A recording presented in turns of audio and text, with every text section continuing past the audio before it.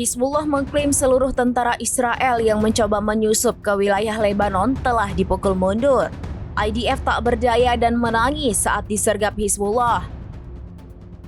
Melansir Al-Mayadin, pasukan infanteri Israel mencoba menyusup ke Lebanon melalui desa Odaiseh pada Rabu 2 Oktober pagi.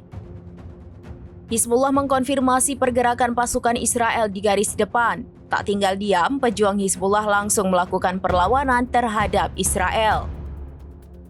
Konfrontasi sengit pun terjadi antara pasukan Israel dan Hizbullah. Hizbullah mengklaim pasukan Israel mundur setelah beberapa prajurit tewas dan terluka.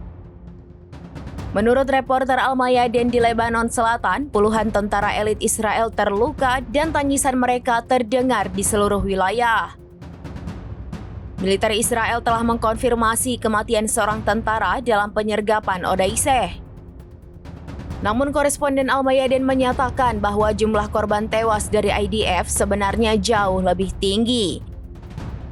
Insiden ini menandai keterlibatan langsung pertama dengan unit komando Israel yang mencoba menerobos perbatasan Lebanon.